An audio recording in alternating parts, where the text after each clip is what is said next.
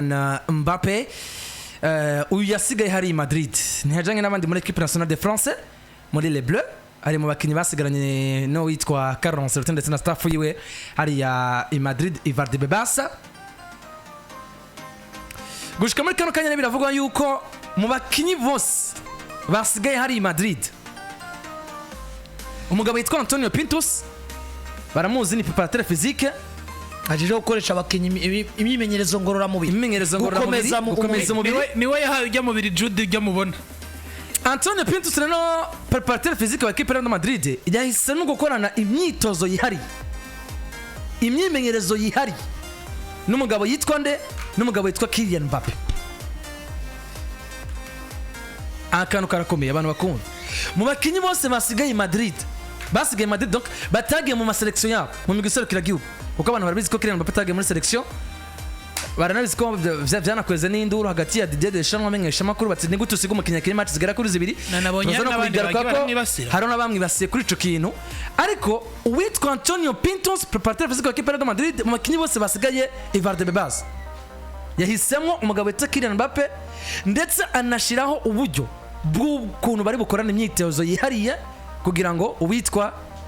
Kylian Mbappe ategerezwe kuba ariko arakoresha imyitozo yihariye muri equipe de Madrid. Gato banzu tubwire imyiteguro bateguye n'uburyo bayiteguyemwo kugira ngo tubanze duhite duhagararaho utubwire imyiteguro bateguye n'uburyo bayiteguyemwo cyane kuri Kylian Mbappe. Ya ugize neza bwana Mike navuga ngo Pajari ari akirikara bitunganya ibintu kugira ngo biyeze bigende neza nkuko ubivuze ni equipe ya Real Madrid yamaze kuba ishiraho biciye muri préparateur physique wabo programme yo kwitaho cyane cyangwa se yo gukomeza cyane witwa Kylian Mbappe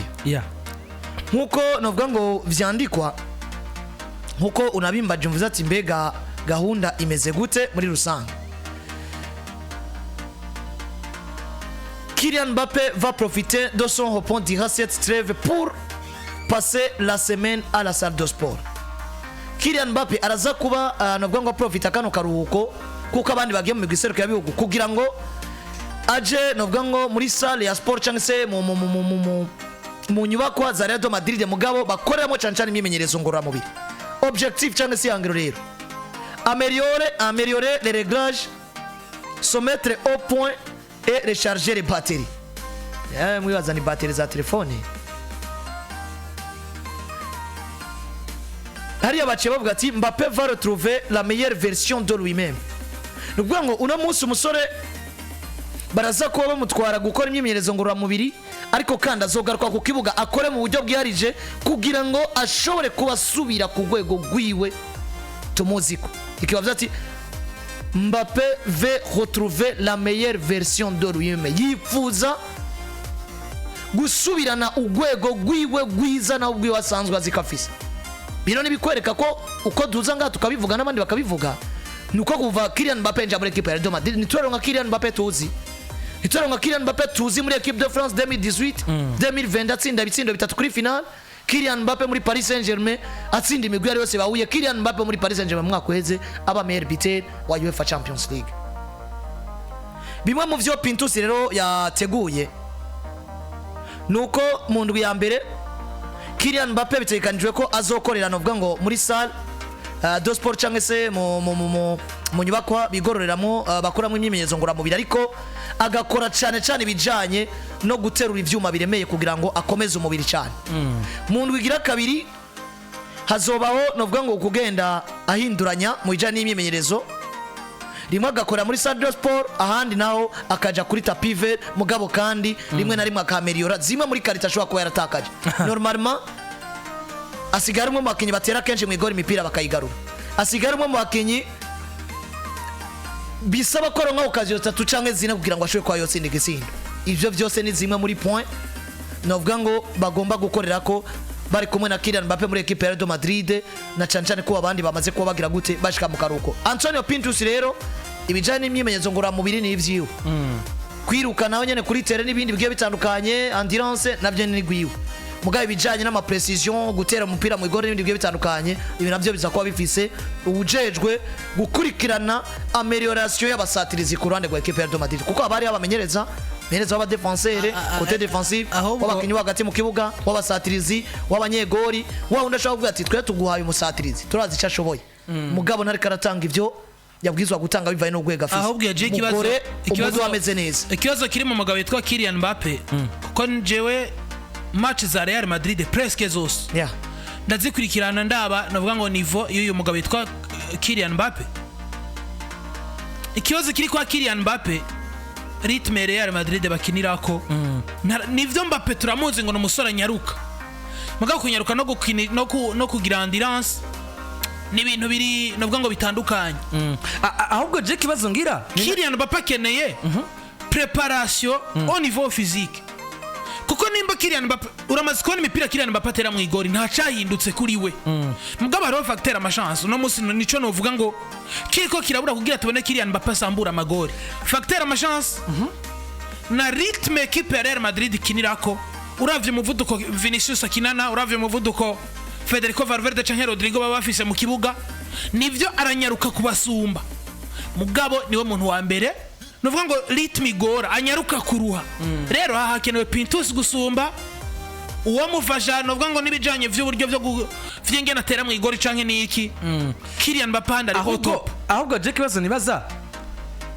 d'abord kuko makinyi bose basigaye Madrid bahisemo Kylian Mbappe. Ni erega niwe le grand joueur. No ko ahubwo ro fonctionnement y'umugabo witwa Kylian Mbappe nziza ituma tubona Madrid nziza. Ikintu nakubwira nimba mu bakinyi basigaye Madrid bahitamo Kylian Mbappe niki, kuko ba Vinicius niyo bari, Vinicius ni hari ba Eder Militao niyo bari, mugabo abo banasigaye by the way bafise utubazo. Equipe niyo baba basigaye bose atari mu yagiye muri equipe nationale. Le premier agomba gufatwa novuga ngo gutegurwa gusumba abandi aza kuba ari Kylian Mbappe. Kubera iki? Kylian Mbappe ni izina rikomeye gusumba ya mazina yose ari muri equipe ya Real Madrid no gusumba na Vinicius Junior. Mu mazina Kylian Mbappe ni mwiza cyane. Rero bisiguye ngo uno muzi unuta prepara Kylian Mbappe agafropinga nivyo ntiwamuguze, mugabo ari byo Kylian Mbappe ari kuzoha equipe utari kuraronka. Nico gituma rero ugomba gufata ngo Kylian Mbappe menya ngo Real Madrid tugira kuri ritme yi. Real Madrid hakenewe ikimbere y'ikindi, apana kuvuga ngo zogera handi ufate responsabilité n'ivyapfa biragusha ni wabitora sawa kurya yarameze muri Paris Saint-Germain. Unamusije muri equipe nkuru novuga ngo ivyo kuzokwitwa novuga ngo kizigenza canke ngendegwako urabikorera sizina witwa reka nibiko gutanga. Reka dufata karoro uyu Kylian Mbappe uno musi turiko turavuga muri equipe ya Real Madrid kugira ngo abantu kumbure bashobore kuba bumva impamvu equipe ya Real Madrid, kuko havuzwe byinshi. Umusore yasivye muri equipe nationale ahejeje gukina kwa Madrid bigaragara ko akomeye, ariko mwumve ngo umusore bwa mbere ariyo pressure, ariko burya Mbappe si mwiza kwa Real Madrid. Na Mbappe si mwiza muri equipe de France. Mbappe mwiza muri equipe nationale muri 2022 mu gikombe cy'isi ari muri Qatar. Mugabo muri equipe ya Paris Saint-Germain barafise Mbappe mwiza meme no ku mwaka weze mu vyibuke. Uyu ni Kylian Mbappe mu mwaka weze muri Ligue 1 yatsinze ibisindo 27 na assist 7. Uyu ni Kylian Mbappe mu mwaka weze muri Coupe de France yatsinze ibisindo 8 mu nkino zitandatu. Uyu ni Kylian Mbappe muri Ligue des Champions mu mwaka weze yatsinze ibisindo 8 mu nkino 12 ya Kenya. Ni ukuvuga ngo Kylian Mbappe dufise uno munsi champion du monde 2018, meilleur buteur Coupe du monde 2022, 2018 umukinyi mwiza akiri muto, uno munsi meilleur buteur wa Ligue 1, uno munsi meilleur buteur de l'histoire wa Paris Saint-Germain, uno munsi umukinyi mwiza isi sigaranye nyuma y'igenda rya Lionel Messi na Cristiano Ronaldo. Niyo profile Kylian Mbappe kwa Madrid. Nimba Kylian Mbappe njanye yo profile rero agomba kwitegwa ko ibintu bibiri. Umukinyi afise iryo zina ry'ubustare rituma equipe ya Real Madrid yo dandaza gusumba uko yahora idandaza itafise umustar, kuko Cristiano Ronaldo kuva muri equipe ya Real Madrid batwaye ibikombe, mugabo hari ikintu bataronse ya matière yuko atazina nka Cristiano Ronaldo wagifise. atazina gizwe ko rikomeye no musi umupira w'amaguru bagize gute bagifise mvuze iremeye nta Neymar bari bagifise nta Cristiano bari bagifise nta Lionel Messi bari bagifise yes ico bateza kugwana naco kuko equipe financièrement n'ubwo ihagaze neza ariko ari grand club nka Real de Madrid tous les détails compte igomba gukorera kuri buri kimwe cyose ikigira kabiri equipe ya Real de Madrid ni equipe itazigera yihanganira kugira umusaruro mubi ni equipe nigira ne blanche no munsi umumenyereza arirukanwa nabwo aza kuba afise ba Lionel Messi n'abandi bagiye batandukanye uno munsi office umukinyi nka Kylian Mbappe yagiye arakuraho presque rokoro zose na caca mu gutsinda ibitsina no gutwara ibikomba aho yagiye araca ugomba kumubakira ko nubundi kuri tapi vert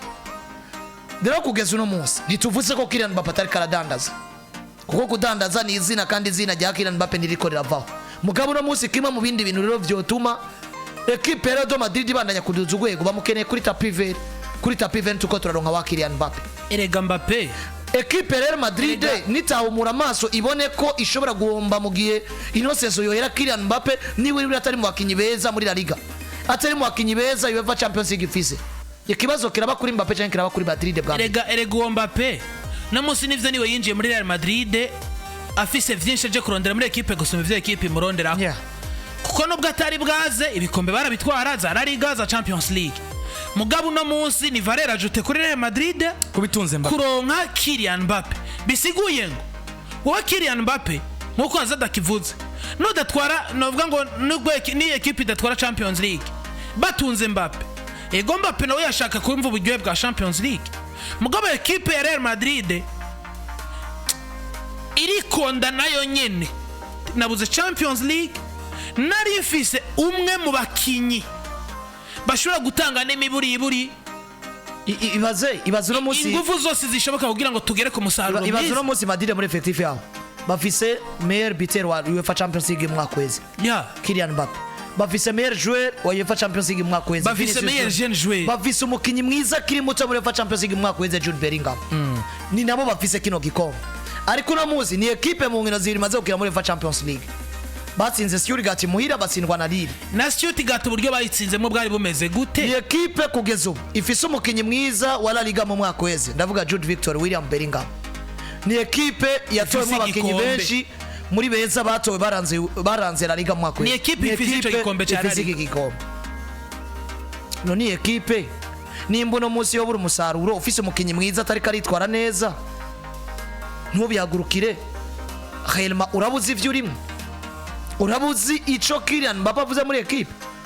nivyo Kylian Mbappe yarasubiye inyuma paraporo ivyo tumuziko mugabo no munsi na Vini yarasubiye inyuma no munsi equipe yose muri rusange yarasubiye inyuma nivyo Jude Victor William Bellingham profile we yarahindutse mugabo uno munsi fait 12 matchs toute compétition confondue Jude Victor William Bellingham afisemo match 8 0 bi wibaza ko biri normal Jude nareka gutsinda kubera ko atari mwiza ahubwo ni kubera yuko rimwe na rimwe hari ibindi equipe isigaye imusaba kugira ngo kumbure Mbappe na ba Vinicius n'abandi babibeza ko organize urukino kwa ku mupira n'ibindi bigiye bitandukanye je nanahoze mbwira abantu bamwe n'abandi Jude Bellingham nimba turiko turabona ibitsinda ariko aratsinda muri saison yiwe ya mbere nitugombe gufatiranya ngo Jude Bellingham azoheka equipe ya Real Madrid no kuyiheka azoyiheka mu buryo bwo gukina mugabo mu buryo bwo kurondera ibitsindo Jude Bellingham nta silence atanga ko ashobora kuzokwiza saison zibiratsinda ibitsindo 10-15 premièrement mu mediateur muri baba mediateur bo kubaka novuga ngo systeme ya equipe ikina gute nimba equipe buryo ikinamwo Jude Bellingham abugiremo uruhare buryo bungana iki nico kintu uno munsi Jude ntitwavuga ngo ntariko aratsinda ngo ni mubi ni mwiza muga yakuwe muri systeme yakinamwo l'année passée uno munsi ari muri systeme yuko mediane ya equipe ya Real Madrid ifonctiona grâce à lui rero uno munsi nimba twarabuze Jude ashobora gutugo navuga ngo yadutsindira ivyo bitsindo 10 tukaba tuzi ngo turavize Kylian Mbappe ari capable no ko yotsinda n'ibitsindo 40 kora ibishoboka vyose bishoboka Kylian Mbappe umuvyaza umusaruro sino Mbappe udakoze ibishoboka vyose ngo umuvyaza umusaruro esheke ubwa mbere ziwawe gusomba ko yoza aba baje muri equipe yawe Messi yaragiye muri Paris Saint-Germain biranka havugwa Messi kandi Mbappe ari karatsinda ekipe ya Real Madrid itunze Cristiano amaze inkino zitatu adatsinda havugwa Cristiano kandi abandi bakinyi bari uno musi ufise Neymar Junior muri ekipe akamara kabiri atacari karakora havugwa we Brazil ariko aravugwa Vinicius cyane none ekipe ni gwiwe mugabo nuko ari we mukinyi yitezwe muri Brazil gendera umuzaruro Rafinha na Rodrigo bariko baratanga muri equipe nationale ntahuriye no wa Vini mugabo no musi barajwe ishinga no kuronka umusaruro mwiza wa Vini gusumbo bariko baronka kuri Rodrigo na Rafinha turabizi ngo nimba selection nationale ya Brazil gihamagagwa wewe umufana wa Brazil wowe utari umufana wa Brazil mugabo ukunda football umusaruro wa mbere wa equipe y'igihugu ugomba kubitega kuri inde Vini Junior rero no muri Real Madrid nivyo Vini Junior amaze gukonvenka no musi Vini Junior no mukinyi w'igitangaza cyane biragoye ko Vinicius yokina iminota 90 adatsinze igitsindo ngo abure assist ni presque yeho bidashoboka no musi Vinicius amaze kuba mu grand joueur de niveau novuga ngo iteye ubwoba adatsinze igitsindo atange assist urumva nibwo buryohe bw'uno musi mugabo no musi turazinga umusaruro wa Real Madrid imbere yo kubaza Vinicius Junior tugomba kubaza Kylian Mbappe. Murabona rero iyi myimenyerezo yihariye Antonio Pintus yateguriye Mbappe muri Notre igiye kumara hafi indwi irenga dushobora kubona Mbappe mu yindi shusho nshasha nyuma y'ino myitozo y'umugabo witwa Antonio Pintus birakunda mu minota mike cyane. Ni Kylian Mbappe novuga ngo no musi ugiye kuraba yahinduye milieu cyo ni cyambere yavuye mu Faransa no mu Faransa yakuriye mu Faransa n'andi handi yakinye yisanga muri Espagne bivuga ngo yahinduye imico yisanze mu kindi gihugu babayeho gutandukanye nuko babayeho mu Faransa kandi si muhira nivyo ari abandi ba Faransa bagenzi we babwizwa kumufasha muri integration mugabo birumvikana yuko nuva ngaho no munsi ukisanga muri Tanzania wakuriye nga ugakwiza imyaka 25 utarigera uva nganga uje gukorera akazi ka muri Tanzania nugerayo byanga bikunda uragenda gute utegezwa gufata umwanya wo kumenyera aho hantu mbega wabayeho gute nuguza kuri umudandazo karo ari ugiye gukora urudandazwa ari ugomba kubanza kwiga mbega urudandazwa bakora nubwo ari cyo kimwe nubwo nakora mu Burundi bo barukora gute umuntu kugira ngo ashike ku numbero miliye yaho ngiye manza kuyiga mu buhe buryo abanza kugenda gute Faze integration Kylian Mbappe rumvikana ko nikimo mu bintu byabwizwa kumukora ko mugabo n'umukinya ari professionnel ariko kandi ku myaka 25 si umukinya ari professionnel cyane nk'umukinya w'imyaka 30 mugabo ari professional nta nkino zitwa ko zikomeye atarakina nimbugeze kuri niveau yo gutsinda ibitsindo bitatu kuri finale y'ikombe c'isi nimba bashobora guheka equipe nationale y'abafaransa y'imyaka 18 19 nimba ushobora nta rukino rukomeye ku isi no munsi ruhari imbere ya Kylian Mbappe atarakina niyo phase d'integration bwa mbere yari kenewe harimo no kumutegura mu mutwe kindi niwo mu bakinyi nubwo ngo mbere uko yinjira muri Madrid muravyibuka yaragize ikibazo c'amagara giyavunika kuzura ari muri equipe nationale muri Euro iheruka mutama bari kuri YouTube baramubona bien sûr vyagiye biravugwa yuko ashobora kubagwa n'ibindi bigiye bitandukanye ukongera ko nizo pression zo muri equipe nationale Mbappe mwiza tumeruka muri 2020 no muri 2024 nidoretse kubona Mbappe mwiza kandi equipe yo France yabaye elimine muri Ero arimwe muri equipe yahabwa amahirwe yo kuba yatwara kino gikombe kandi ubona yuko absence irimo vraiment rero kukijanye no kumutegura umubiri ni sawa kuko ni no mukinya yaruka kugira imvune yo ifatiye nko kuburuhe byasabye ko aruhuka ariko kandi nyuma yo kugaruka urana ko nubundi nibiraba auto kuko kuvagarutse narakina rukina kini minota 90 bisabwa ko ategurwa myimenyerezo ngorora mubiri sakategurwa mu mutwe psychologiquement ahantu yinjiye integration kugeza mu no mwanya habeho evaluation inkino 12 ziheze wabanye gute na Vini inkino 12 Vini asabwe kugira ngo abane na Mbappe mwiza Mbappe asabwe ibindi bigiye bitandukanye nizahe ngorane wagiye urahura nazo tuguhe umumenyereza w'abasatirizi arabe tactique mbega ukina na Vini biracakunda nimba bikunda usabwe iki ama position mani ibindi bigiye bitandukanye nibaza ko kano kantu kuri equipe ya Madrid karga keneye gutegurwa mugano kuneza ya Kylian Mbappe nawe nyine kubera ko Madrid mukeneye kuko ni Madrid ni ronka Mbappe mwiza na Mbappe araronka byinshi byiza yipfuza ataronke kwa Paris Saint-Germain igare uko bakoze ikintu cari gikenewe bivanye nibi uno musore yagiye aracamo tukiri kuri Mbappe nyene tumurangize kugira ngo tuze kuri dossier ya William Saliba muri equipe ya Madrid nyene uwitwa Mathieu Varbona ati kwambara brassard ya equipe nationale sugo tabura igitambara nka kiriya abana batoya kera batwambika ngo hama ngo wambara Mathieu Barbona arasuzugurana. oya bro aka kantu Mathieu Barbona arasuzugurana. aka kantu kuko l'homme le plus proche de la terre. Romero plus proche de la terre mais Paje barondera ifoto ya Mathieu Barbona yibereke kuri YouTube muraba umuntu yasuzuguye Kylian Mbappé ngena rero. peu importe uko yo aramubwira ati wambaye bracelet y'equipe de France wibaza ko ari ugutabura Ibintu tisi itisi uye naho ngo Ati ugatabura ugaca wambara ku kuboko Sicaye kwawe. kimwe c'abana bakata Peu ku gikombe c'umuma bagata bahita bambika peu umwana. importe uko Valbuena yoba areha ibikorwa Valbuena yakoreye equipe nationale y'Abafaransa biramuvugira kwitwa umuntu gasongo areha kujya Karasuzugura. Gasongo mu bikorwa. Valbuena none na Pogba ninde yabaye mwiza muri equipe nationale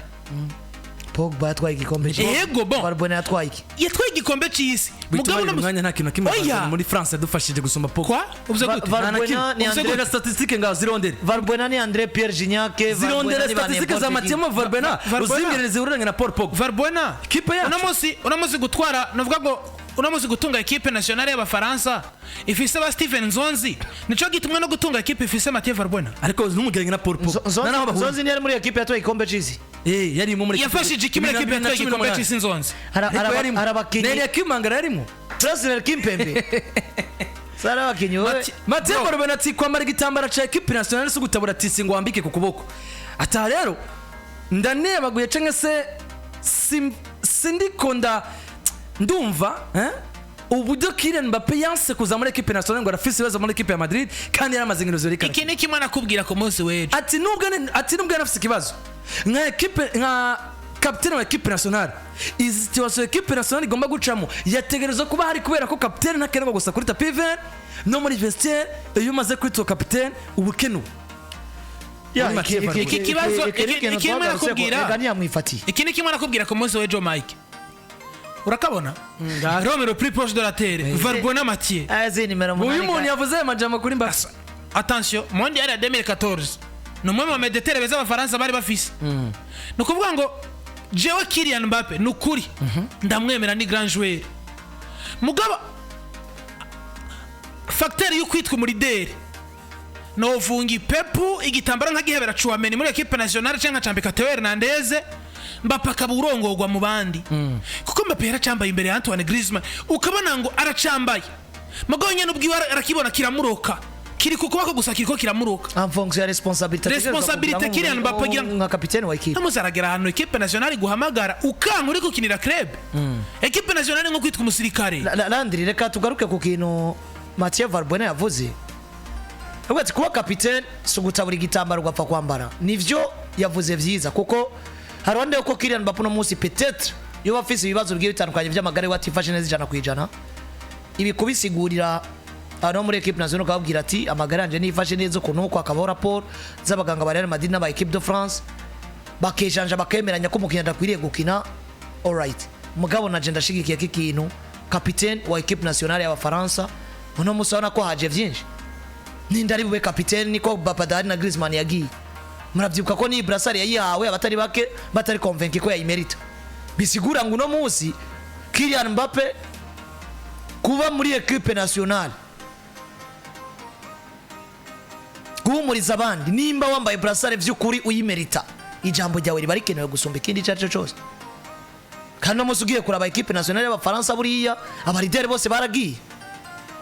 fata mondial 2018 igice cya mbere geza kurangira Blaise Matuidi afata ijambo Paul Pogba afata ijambo ahantu Igor Lloris yambaye brassard.